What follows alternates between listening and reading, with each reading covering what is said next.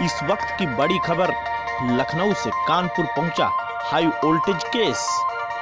देखें पूरी खबर। सभी दर्शकों का मानवाधिकार मीडिया में स्वागत है। मैं हूं अशोक कुमार यादव। अगर तू कहे तो मैं संवर जाऊं, अगर तू कहे तो मैं बिखर जाऊं, लेकिन ये रोज रोज का टूटना और जुड़ना मुझे बड़ी तकलीफ देता है। जी हाँ, इन 4 लाइनों में आप काफ़ी कुछ हमारा इरादा आज की खबर का आप समझ गए होंगे। दरअसल आज हम आपको रूबरू कराएंगे एक हाई प्रोफाइल केस के बारे में। दरअसल एक आईबी में जो एक शख्स है, नौकरी करता है, के विषय में बताएंगे कि उसके खिलाफ धारा 376 के तहत मामला लखनऊ के आशियाना थाने में लिखा गया और उसके बाद पीड़ित के साथ मारपीट के एवज में कानपुर के चकेरी थाने में भी केस दर्ज है। फिलहाल देखें ये हमारी खास रिपोर्ट।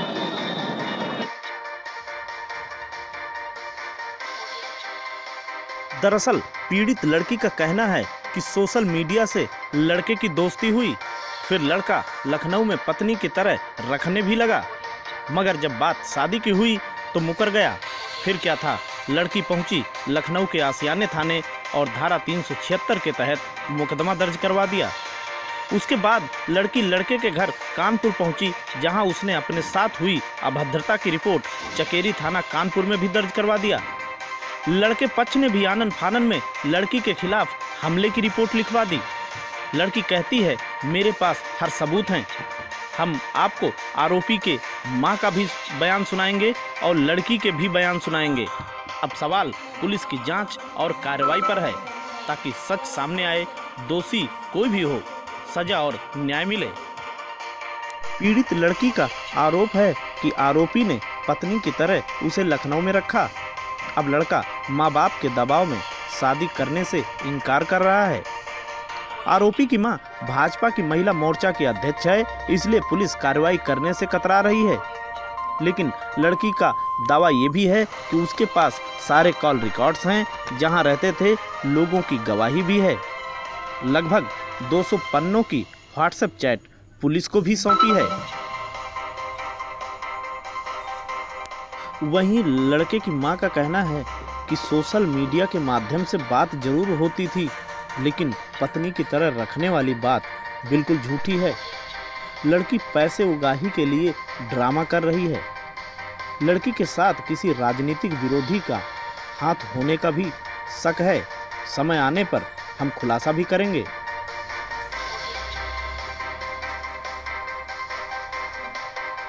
पूनम जी, जो आपके बेटे के ऊपर और आपके पति के ऊपर जो आरोप तुमने लगाए हैं, उस पर आप क्या कहना चाहती हैं? भैया इस पर मैं क्या कहूँगी, मैं तो बहुत ही परेशान और हैरान हूँ कि एक संभ्रांत महिला की छवि खराब करने के लिए निर्दोष मेरे बेटे और निर्दोष मेरे पति पर मेरी छवि खराब करने के लिए विरोधियों द्वारा लगाया हुआ ये महिलाएं किसी के विरोधी के इशारे पे काम कर रही हैं।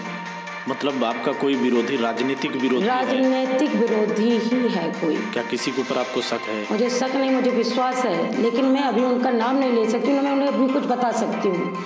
लेकिन जब वक्त आएगा तब मैं पूरे सच और सबूतों के साथ आपको दोबारा आपके सामने पेश होंगी और पूरा सच और सबूतों को आपके सामने रखूँगी, तब मैं उसका नाम लूँगी। लेकिन जिसने FIR लिखवाई है वो खुद अपने पास साक्ष्य होने का दावा कर रही हैं कि हमारे पास जो चैट है आपके लड़के के साथ, वो चैट उनके पास करीब 200 पन्नों की है। उसके बाद कॉल रिकॉर्ड्स हैं और जो जहाँ पे वो रहते थे वहाँ के भी अगल बगल के लोग कहते हैं कि ये हस्बैंड वाइफ के तौर पे रहते थे लखनऊ में।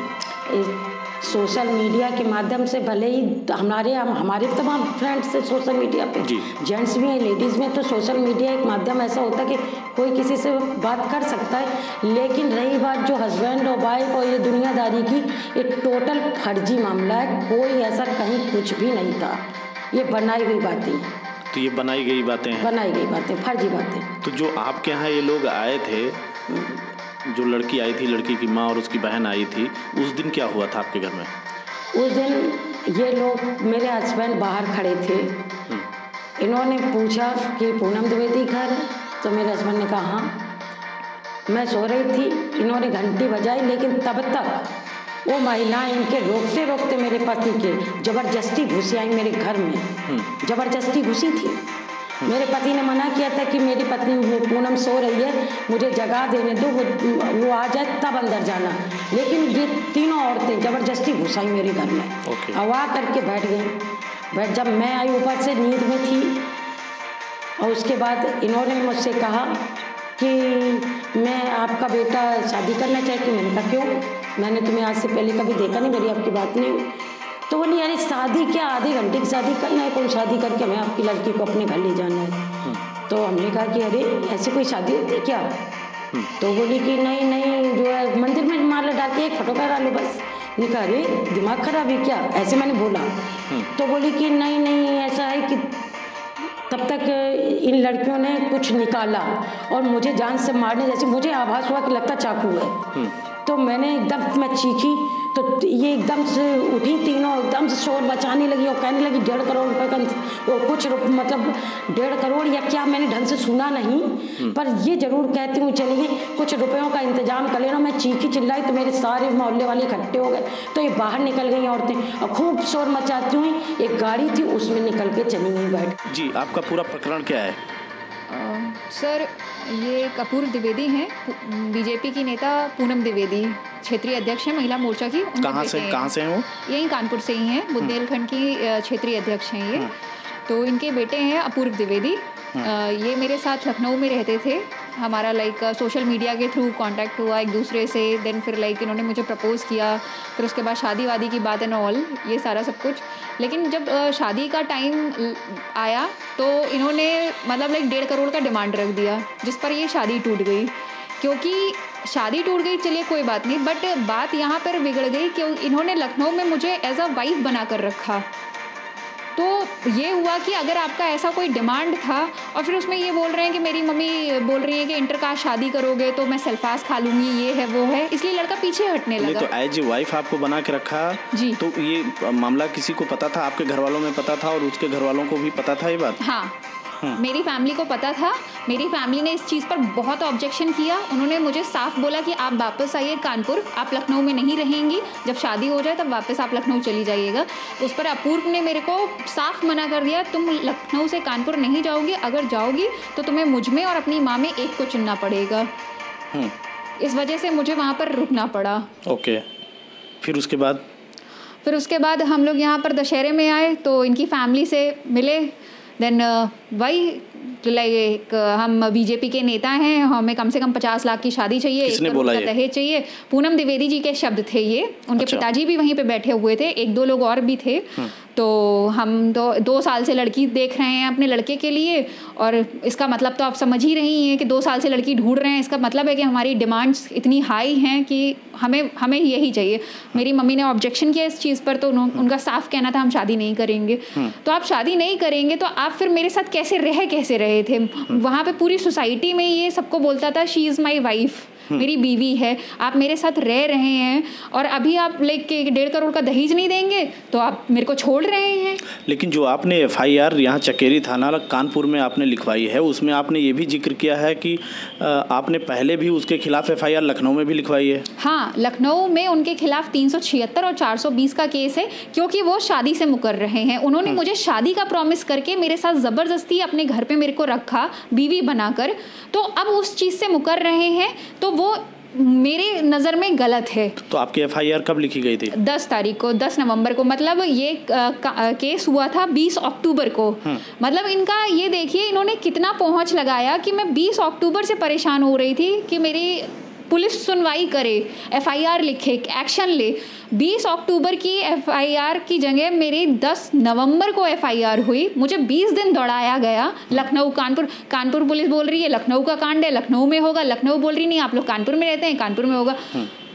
मेरी FIR नहीं हुई। फिर जब मीडिया और कुछ संगठन आए तब दबाव में तब जाकर उन्होंने मेरी FIR लिखी। जी। अच्छा, FIR लिखने के बाद फिर आपके बयान हुए? जी, बयान के लिए भी मेरे को धरने पर बैठना पड़ा SSP ऑफिस के बाहर। मेरे बयान नहीं लिए जा रहे थे क्योंकि इन्होंने ये बोला था कि आपके जब बयान हो जाएंगे तब गिरफ्तारी होगी, जबकि 376 में 48 घंटे के अंदर गिरफ्तारी होती है, ये पुलिस वालों का कहना है। 48 घंटे तो छोड़िए, पूरा हफ्ता बीत गया, गिरफ्तारी नहीं हो रही। मैं जब भी फ़ोन कर रही हूँ तो लाइक आपके जब 164 के बयान हो जाएंगे उसके बाद इसकी गिरफ्तारी होगी। तो 164 के बयान आपके हो गए? मैंने बताया ना, जब एसएसपी ऑफिस के बाहर धरने पर बैठी कि भाई मेरे 164 के बयान ले लो, अगर आपको बयान के बाद ही गिरफ्तारी करनी है तो बयान तो लीजिए। तब जाकर दूसरे दिन मेरे बयान लिए गए। उसके बाद गिरफ्तारी हुई? नहीं, उसके बाद गिरफ्तारी नहीं हुई। उसके बाद ये पता चला कि उन्होंने स्टे ले लिया है। उन्होंने स्टे ले लिया? जी, जब 1.5 हफ्ते का टाइम मिल जाएगा तो डेफिनेटली स्टे मिल जाएगा। और स्टे उन्होंने इस बिहाफ पे लिया क्योंकि मेरी रिपोर्ट में कुछ नहीं है। कुछ इन द सेंस 23 दिन बाद मेरा मेडिकल हुआ। 23 दिन बाद किस रेप की पुष्टि होती है, मुझे तो एक तो ये डॉक्टर से पूछना है, उन्होंने क्लियरेंस क्यों नहीं दिया?